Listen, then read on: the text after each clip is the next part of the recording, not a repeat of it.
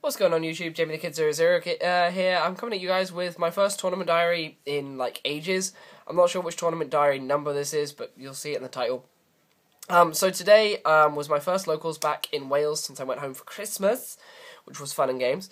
And I ended up playing the Mermail deck. This was the first major tournament, well, no, not major, but first main locals that I was able to play this deck at, and it played really well.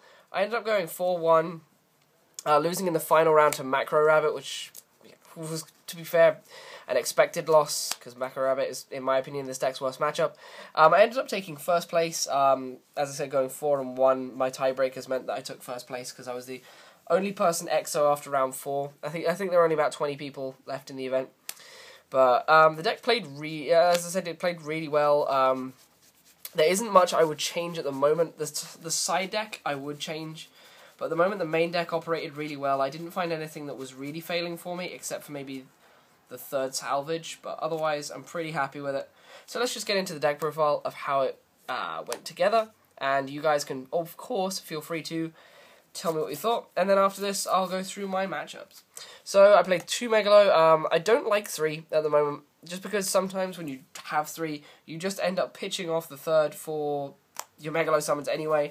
They can clog, but at the same time I do play 3 Lind, so a third Megalo would be an idea, but I'm more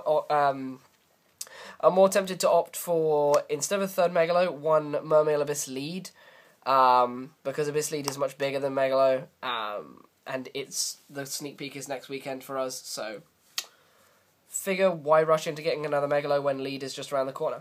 Then, for continuing the Mermails, I played 3 Mermail Abyss Lind, because it's Abyss Lind and it creates crazy plays. I didn't like 2, because sometimes my spheres were dead, and there were just so many there were so many cases where if I had a third, I would have won, or I'd be in a much better position. So I put in the third, and it really wasn't a bad choice, because it's discardable for Megalo and things like that, so it's never really that dead in hand. So it's a good card. And then, for the last Mermails, I played double Abyss Spike. Sorry about any noise, the window's open, and this is a uni dorm, and I think people are having a party downstairs, I'm not sure. Then, for the Atlantean engine, I played triple Dragoons. You gotta play 3 Dragoons, such a staple. Then, 3 Marksmen. I bumped this up to 3 from 2 in my last build. I found myself just needing the third, constantly needing the third. So, hence why you found the third in the list. And then I played 2 Heavy Infantry. 3 is far too many. 2 is amazing. This is an amazing card to have in hand, but at the same time, you don't want to have too many of them because they do clog. They're searchable with Dragoons, so, and salvageable. So once you've got your 1 engrave, that's really all you're going to need. You're going to be able to cycle them. But you don't want to play 3, in my opinion. Unless you've got a build that really facilitates that. Then for the non-Mermail Atlantean stuff, I played 3 Deep Sea Diva. I still need to get my 3rd super. 3 Diva was great. I don't regret playing 3. Maybe I sided out the 2nd quite a bit, so the 3rd quite a bit, but I didn't really have any complaints with playing 3 in the game 1. I just felt that it was an easy side out option that wasn't integral to my win condition. So, I mean, I might consider cutting 1, but at the moment I feel no need to. There's nothing I want to put in at the moment. Maybe Raigeki breaks, but not much. Then I played 3 Undyne, because Undyne is the power card of the deck. Absolutely insane. You've got to play 3. And 2 Controller. I cut down to 2 Controllers because I cut the Raigeki breaks. So I don't feel the need to play 3 Controller anymore. Then, of course, I play 1 Moulin Glacier, because Moulin Glacier is so good in this. If you don't know how good this is, you really need to look into the deck, because this card is so droppable. I put this out all day. So, such a good card. And then the last card I played was Gauze. No Trag at the moment. I haven't really felt the need for Trag yet, but I'm more than likely going to put it in before the next locals I take this to. Then for the spells are really simple. They almost don't matter in this deck. You play 1 Rewarm, 1 Dark Hole, 1 Storm, 1 Allure, because it turns your Genix Undyne plays into Pot of Greed plays as well, by sending off the controller that you get. The controller, of course, is essentially dead, so it gets rid of the controller. 1 Pot of Avarice, which is so good in this. And then I play 3 Salvage. I'd probably cut 1 now, because they have clogged ever so slightly, but Salvage is just so good in this deck. Every time I top decked into it, it won me a game. and it's just so good. And this with Megalo, like if you have a Megalo in hand late game, and it's really kind of dead, it's been compulsed, you don't have much in hand, drawing into a salvage or having a salvage makes that Megalo live instantly. So salvage is such a good card. Then for the traps, it's really simple. Play 3 Abyss Sphere. Abyss Sphere, you've got to play it. I personally opt for 3 because I think it's so good, and if you open it and Dragoons, you're going to win. And if you open it, it puts you in such a good position, and Dularan plays give you so much access, and it's just such a variable card. It lets you make so many varied plays, and I really like it. Like, I had an amazingly live hand, and I needed a way to get a Megalo, and I had an Abyss Spike on a field.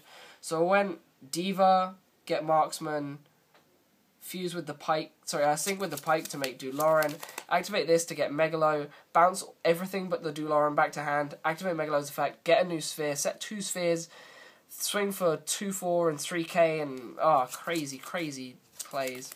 Then double Mirror Force and double Torrential, because they're the most field damaging traps the deck can play. You don't want to play Warnings in this, in my opinion. And Judgment is okay in this deck, but I've cut the Judgment. And Raigeki Break, I cut for obvious reasons in the main deck. Onto the extra deck. This is really simple. Gauze Token. Armory Arm for the 4s. For the 5s, Catastor, Librarian. 1/6 in the form of Dularan. For the 7s, I played Gungnir. This is so good. Black Rose. This was really good. I Black Rose like a whole field of about 4 cards against heroes, and then managed to win out because I actually had a hand, whereas my opponent didn't. Then for the 8s, I played Stardust Dragon and Scrap Dragon, because Stardust Dragon is the defense, Scrap Dragon is the attack. And then I played 1 Mist Worm. Mist Worm was so good, it won me a game today, so I'm glad I played it. Again, not much else I want to say about the Mist Worm. It got me around to Scrap Dragon, that was it. Got me around to Scrap Dragon that a Scrap player was using, and where if I'd have attacked into the Scrap Dragon, it would have got him into the monster and put me in an awkward position. So the Mist Worm was invaluable with that facility. Then for the Exceeders, I played 1 Gachi, I never made this. Zen Mains, I made this a couple of times. Leviathan, I surprisingly never actually made this, I never felt the need for it. I think it's a really good card in this deck, but I just never got around to making it. Abyss Dweller, I made this a couple of times. Detaching Dragoons to search is always fun. 1 Mace Stroke, because Mace Stroke is good, and then 1 Big Eye. I made that once to try and get around a Reaper, and it immediately got warninged. I don't think I ever made it otherwise. I think Big Eye is much more suited to the builds with 3 Megalo or builds that play Trag and Gauze, but it was still very good. And then, of course, the ARG Gauze tokens. Then finally onto the side, and then we'll talk about the matchups without dropping my side deck. Right, for the side, this was really hurriedly built, so it's not that good, but it did a job. I believe I sided in the majority of this over the course of the day, so let's get into it. Double Veiler, I didn't actually side these in against anything. I didn't side them against the Rabbit player because the Rabbit player had Macro, was playing Macro Rabbit, so I felt like these would be dead, so I did not side them in against Macro Rabbit. Double Maxi, I sided these in against Scraps and Gladiator, no, not Gladiator Beasts, just Scraps, just sided them in against Scraps. These were good against Scraps, because most of their plays will net you a +1 off of the Maxi. The only problem was when I Maxied, I drew another Maxi, but I still won that game, so they still did a pretty good job. I played against Dark World, so of course I sided in 2 Gemini Imps. I never actually saw them as well. I did see them, but I saw them at a time when they weren't useful, and I lost that game anyway. So they should have been useful, but at the point at which I drew them, they weren't. Then for the spells, I sided triple MST because you saw there were none in the main deck. I don't feel the need to main deck them because you have your marksmans and your heavy infantries to deal with cards. So MST isn't that valid, but against the side deck and against things like things that main deck, really damaging cards like Macro, MST is so damaging to them. Then for the traps, I played double Imperial Iron Wall because this shuts down Macro Rabbit, and I really liked it. And it was really good when I got against Macro Rabbit player, but I just didn't have the follow-up plays to defend myself, and I lost. Otherwise, it was really good. I really consider keeping this in. It was so good. And it shut down all their bottomlesses and deep prisons they were playing as well. So this was really good. I don't know why more people aren't siding it, but Imperial Iron Wall is really good. Then I played double Decree because I thought there'd be some decks which I just needed to Decree. I never actually sided... no, I sided these in against GBs and sided out like my Torrentials because I felt that I'd just get lanced if I Torrentialed. But Decree was really good. And then the last 2 cards I sided were 2 Goes and Match because it shuts down so many things, and I put these in against GBs and I never saw them, and I put these in against Rabbit and I saw them, but it was a bad time to see them, so well. Plays happened.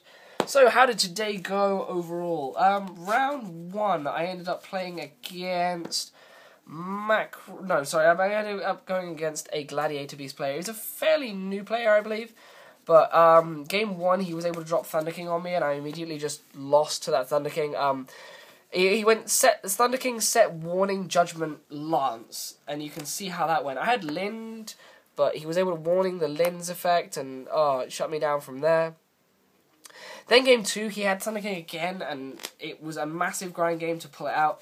And then game 3, he didn't open Thunder King. I think he set a monster, set a back row past, and I just went the whole 9 yards with things like I opened Svid Runes, and if you saw my other combo video, Svid Runes equals I win, so I won that game outright from there.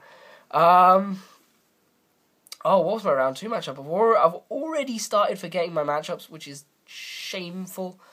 Shameful. And I actually can't for the life of me remember it.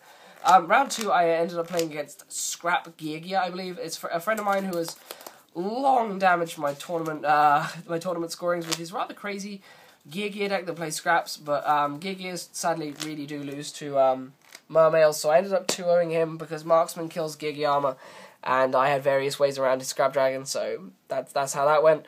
Round 3, I ended up playing against Dark Worlds.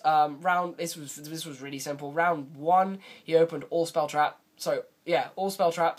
I won that. Game 2, he opened the nuts. He had to drag down everything, snows, you name it, he had it. And I lost game 2. And then game 3, he had all Dark Worlds, and he couldn't get he didn't have a discard outlet, and I won out from there. Round 4, I went up against Heroes. I went up against my good friend Dave, who he played really, really well. But to be fair, he just drew ass games 2 and 3. I lost game 1 again to Thunder King. Turn 1 Thunder King, and I just absolutely lost. I should probably mention that I never won a dice roll today. I didn't win a single dice roll. He opened Thunder King, and I just lost. And then game 2 and 3, he drew ass. Or it wasn't maybe a case that he drew ass at the start, but when he needed to top deck into things, he didn't, and he lost. And then round 5, I ended up playing against a Rabbit player. I really should not have lost game 1. He went Lagia. I should have lost game 1. He went Lagia. He went Rabbit, Lagia, set macro, set chain, set lance with Guaiba in hand and one other card. Go, and I made certain plays so that it led to me having a Sphere on board and an Undying. So a set. I don't know what it was. Long story short, he made a play negating my Sphere in his battle phase, attacking directly into my Gauze, and I managed to eke out the game for about 20 turns, slowly deconstructing his field. And I had him on literally 800 life points, I think, and then he topped into Tour Guide and won the game. Game 2, I managed to smash him with good old opening Lin Dragoons, so win. And then game 3, this lasted forever, but eventually I just ran out of steam. He was on literally about 100 life points, and he just beat me down with my own reborn Megalo. So it was not happy. He was under Iron Wall Gozen, and he was just beating me down with that Megalo. And people will see he made some really crazy, kind of bad decisions, but he still ended up winning out because I just couldn't play around it. I just could not play around it, so that was how that went. I should probably say that game 1 went 20 turns under macro, and I was winning. I put him to 800 life points after 20 turns, and I was on 3,200 under macro, which is crazy.